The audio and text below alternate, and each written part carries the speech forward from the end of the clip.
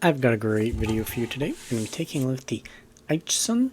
It's a 15 fan laptop cooling pad. So this is very generic. It's got lots of brand names that copycat each other. Matter of fact, this plate I saw in a couple different designs that have varying number of fans. I have another one in review, but this one has got the one with 15 fans. Now that could be interesting if one of them dies, keeps working, but let's see how well it does in testing. So a little bit of spec information first. It'll fit all standard laptop sizes, 13 inches up to 17 inches, perhaps even larger, even smaller. It'll just fit on that cooling pad. RPM range is 2,800 to 3,200. So now, I have a lot of data. Matter of fact, this one is a little bit out of order. You can see that I've tested 2 more fans. So this is just raw data. If you're new to this channel, I'm a very data-focused channel. So I generate data and then I run it through the graphs. This video is only going to focus on this Aicheson one. You get a sneak peek as to how the other one's tested. If you got confusion about any of the tests, the graphs, anything, I'm here to answer them.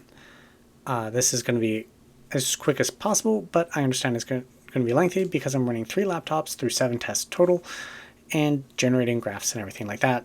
So let's kind of get into that. This is a meet the laptops for the testing for each of the cooling pads I'm going to be going over. So let's start from right to left. The first laptop is the Asus U303 ZenBook. It is quite an old machine by today's standards. Now it does have a 4th gen Intel dual core pulling a maximum of 15 watts, and its GPU is the M840, and that can pull 30 watts. So that's 45 watts total in this package. Now the reason for it, using this in the testing and why it's valid, is it's got an aluminum body, and I don't know if you can see it in there, but there's a little bit of gray in there where I attached some thermal pads to the heat pipes and attached it to the bottom of the chassis so that there's extra heat dissipation. So this would be a test applicable to, let's say, MacBook Air if you did that mod to it, or another laptop that you're applying this mod to where you're just attaching thermal pads to the bottom of it. Now I do want to note that you would not do this on a laptop that you plan to use as a laptop. It would be to be used as a desktop replacement because you're sinking extra heat to the bottom of the chassis, and most of the modern laptops have thermal sensors for the bottom of the chassis that keep them from getting too warm, to keep them from burning you. So literally, in order for this method to work, you probably would need a cooling pad of some kind, or using it on a stand with probably air blowing behind it to give it that active cooling. The second laptop here is my Lenovo Yoga C940, and it features Intel Iris G7 graphics before the Xe cores came about. It's got a, 10th gen quad core, the 1067, something like that, 65 G7. So big, large vent in it. A lot of the newer ones have an even larger vent, but this is representative of a metal bottom, no mods, integrated graphics, maximum power draw like around 65 watts, steady state around 45 watts. So it has a good representation for sort of your average everyday type laptops, or maybe lower end, lower heat use case, dual heat pipe, dual fan, that sort of thing. And the last laptop in the testing is my 2021 Zephyrus G15 G503, if I do recall the model correctly. And this laptop has 2 large vents, like 5 or 6 heat pipes, I forget the exact orientation. Bottom chassis is plastic, so this is representative of your mid-range standard kind of laptops. Plastic bottom chassis, grills to allow the vents to air to escape out the sides and out the back towards the screen, but not a metal bottom chassis. So the other two give us that metal bottom and those effects, while this would be that plastic, and I keep reiterating that. So that's the 3 machines that I'm going to be using for this testing. So modded with a metal bottom, plastic bottom gaming laptop, and an unmodded metal bottom laptop. And, well, hope you enjoy. Okay, let's take a look at the pad in detail. So this looks almost exactly like another one that I took a look at, like pretty much everything from the front. It has a mesh dimpled pattern on it, which has a couple purposes to it. It both makes it stronger by having the dimples. It just helps with structural rigidity, but also prevents it from being a flat surface. So that helps with the noise of the fans underneath it. And it also allows for like air pockets to form underneath the laptop to allow for easier transmission of air going through it. On the front, you got speed up, speed down buttons, lighting, power. These are little stands to help keep the laptop from sliding off. When you have the kickstand in the back, elevated, I know my. So the kickstand is very basic. It just, does that. And, you want to get it so that it's at an ergonomic height. That's the whole purpose behind it. You'll get some acoustic benefits by having it up higher, potentially, but my testing had it all flat. But there is a chance that sound reverberation off the back of it, off of like a wall or something like that. It is heavy and rigid. Plastic on the bottom, these are just decorative. Help strengthen the plastic, obviously, but some of them are obstructing the fans a little bit, and this has a crap ton of fans. 15 fans. You might ask, isn't that overkill? And I would say I think so, it is. But what it does do is create a very even flow pattern. But there's a disadvantage with all those fans. Sorry about the clicking sound. Is that there's a lot of fans, so potentially a lot of noise and potential for more things to fail. But at the same time, if one fails, you could still have 14 fans, 13 fans. It's just which fan fails. Hub diameter and stuff like that. That stuff does matter, but that's on the back here. It has a USB-A port. Either of them worked for powering the fans, I believe. But it's only USB 2, so whatever you have, so when you plug it into your laptop, you have one extra port. You're just going to use it for wireless mouse or something that only needs USB 2 ports. It would be nice if it was USB 3 or it had a bigger hub, but at this price point, it's kind of acceptable. Okay, and this is what it looks like turned on. We're not going to do the sound test, but all the fans have a little light that goes along with it. It serves no functional purpose, so I don't even know why it's there. RGB on the side, it's fine. If you like that, it just cycles through some basic coloring. It's nothing to write home about, but it's fine. The power controls on this keypad just work really well. I recently tested a more expensive one, and these were just easier to use than that expensive one. So, okay.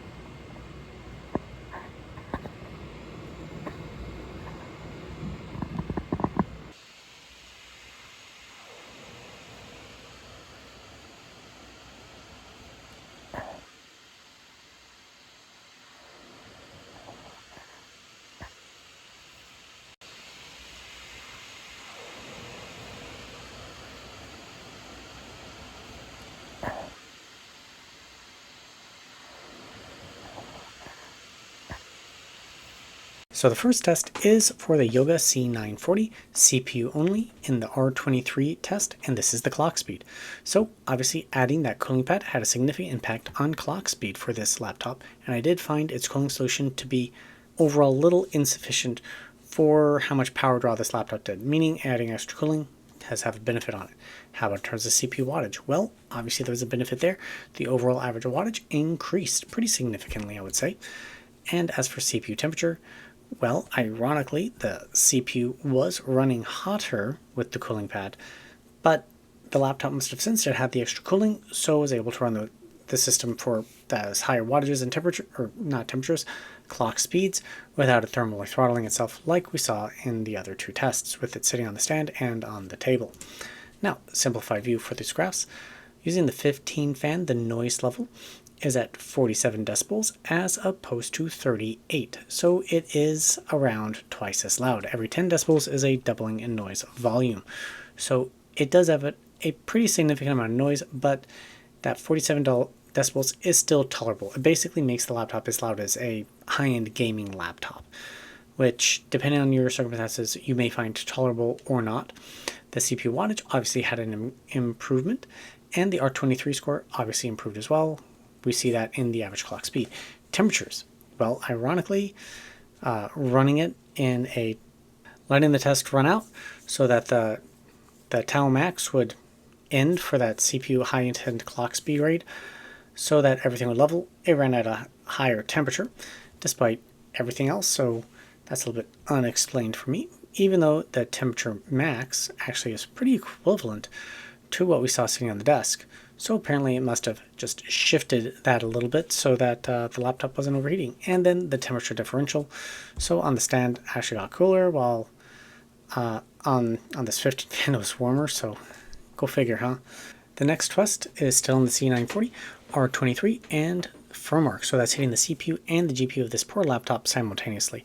And with its integrated graphics solution, we're not expecting some high results. But the core clock speed, unfortunately, in this test was overall lower. We can see right there. Let's keep things moving. The GPU clock speed also seems to have been lower. However, we're also seeing that it's not slowly decaying. So I know that the timestamps don't quite line up. I changed the way I tested between the first runs and this one, where you can see the tau max still running, and then it had this slow decay. Didn't find that out till after. But I let this test start at the 1 minute mark, while this test started at the 0 and continued on. So from 1 minute mark to the almost 3 minute mark. So actually a little bit beyond. But anyways, no decrease in clock speed. So at least the clock speed is more stable. How about in wattage comparison? Well, so right here we have the CPU up here and the GPU down here. And the GPU is running at a lower wattage, higher CPU. And up here, we've got kind of the same thing going on. So unfortunately, in this test, there's still a reduction in clock speed. How about in the temperatures? So here we see that the temperatures are significantly lower. So that's a great improvement for the laptop, right? Simplified view of the graphs, the 15 fan, noise level, R23 score did improve. The wattage equivalent, the FPS, was higher, and the GPU wattage was equivalent. This is where the testing comes into place. I took an average over an extended period of time, so if that average comes out higher, it's because it was taken over that extended period of time, as opposed to just small snippets that we were seeing before. So that's why there's a higher CPU and GPU clock speed, despite in some of the graphs we actually saw them lower. Because when you take a look at on average, it just turned out to be high enough. But sitting on the table was kind of doing the best here. Now for temperatures, over here we got the actual temperatures, and then on the right side here we got the delta T. So there was no meaningful change in temperature from sitting on the desk versus sitting on the stand. However, if we take a look over here, we see the same sort of thing, but there was obviously an effect because improved performance. Next, we're taking a look at the Zephyrus G15, and this is the R23 and Furmark test combined. So adding the extra cooling had a significant impact on performance, as with this huge jump in performance for the CPU clock speed and this huge jump in the GPU clock speed. Now, if you take a look at earlier results, they're kind of in line and then had a huge jump up. I'm not sure what was going on. When we take a look at temperature and power draw, well, we do see that the temperatures are much more stable. However, all of a sudden we see the GPU drop away and the CPU jump up. Again, laptops are hard to test. I don't know why it's exactly doing that type of behavior. Nothing changed the testing, nothing crashed. So go figure. But the temperatures are significantly lower than without the cooling pad. And if we take a look at the wattages, well, we see right here that they're running pretty stable, and then all of a sudden the GPU package power just jumps up and the CPU package power just drops away. So it's a little bit confusing as to what's going on. But we're going to carry on. We got the Furmark score, the GPU, and the CPU megahertz. So the average. And we do see that using the 15 fan, the noise level is only 2 decibels louder. So on a gaming laptop that's already noisy, it doesn't add much more noise that we saw in a regular type laptop. So and that's kind of reasonable. The R23 score saw a reduction, but run-to-run variance, it's just the 3-run average. So it averaged slightly lower, but I did see peaks that were very similar to what I saw on the desk and on the stand. The wattage equivalent, the frames per second, near on the same, and the GPU wattage very similar for roughly the same clock speed. Actually, the GPU saw a good improvement. How about in terms of temperatures? Well, the delta T, there was a smaller delta T sitting on the 15 fan as opposed to just sitting on a stand, but there was a meaningful performance difference, so hard to really tell whether it's really worth it or not. Next, I did the same thing for the FireStrike, 3D Mark FireStrike test, and the test is showing very equivalent frequencies. Okay, how about wattages? Pretty equivalent wattages. How about thermals? Well, the thermals look a little bit shifted lower using the cooling pad, which makes a lot of sense. They're adding more air to the bottom of the laptop. And then the FPS during the test. So each of the different test phases within the overall test. So obviously adding the cooling pad had almost no impact on FPS whatsoever. And the overall score was only slightly larger. So it's up to you whether you think that that is worth it. Next, I ran it through the Shadow of the Tomb Raider benchmark, just for kicks and giggles. The testing looks all very similar between the wattages and the frequency, as well as all the thermals were kind of all over the place, weren't they? Let's see the simplified view. So this is just averaging everything. So average temperatures and FPS, no change in FPS. It doesn't improve the gaming performance. It's just lowering temperatures a little bit by adding a little bit of extra noise. Your choice. CPU max temperature, slightly lower, but the stand is lowest. Stand is lowest as we're going through it. And the delta T, the stand, beats out the 15 fan for no change in FPS. The last laptop tested is the Asus ZenBook U303. And first, we got the free CPU wattage, slightly, I'm going to say no change in wattage. Matter of fact, it's right down here, this dark brown line. How about in terms of clock speed? I ran slightly lower clock speed compared to the stand, okay. And the GPU runs exactly the same in the R23 and Furmark running together. How about in terms of temperatures? Well, I do see a little bit of an overall temperature reduction, and the line is definitely more stable than the other tests, so it wasn't trying to keep climbing, so that's a good result. How about in terms of clock speed? Well, it wasn't the highest. The sitting on the stand was the highest, but it's better than sitting on the table.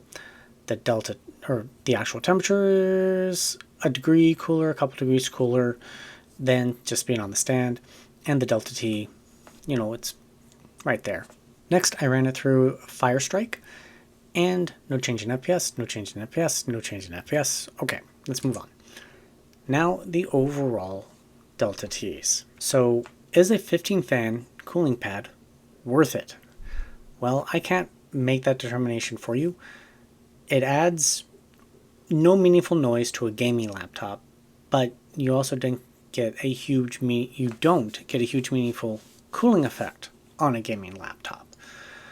So if you're using it on a thin and light, slim, more average laptop, you do see a greater effect, but it also adds significantly more noise than that laptop generates. A stand helps just cool the laptop, doesn't generate any extra noise, and costs less. So I have my own opinion. I think you know what it is. I'm not going to say it out loud. I'm going to let you decide what you want for yourself. As for the cooling pad, it's fine. It seems effective. No real qualms about the quality of it, especially given its $40 price tag. It's fine. It's not great. So yeah, if you like this content, think about hitting the subscribe button, or if you would like to help support this channel, think about joining me on Patreon or as a YouTube member. I am an unsponsored channel, meaning everything that you see tested is purchased by me to test.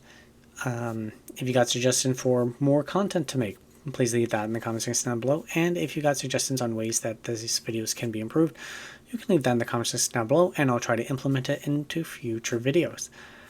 Anyways, thank you very much for watching, and I hope to see you next time here on Computer Tech and More.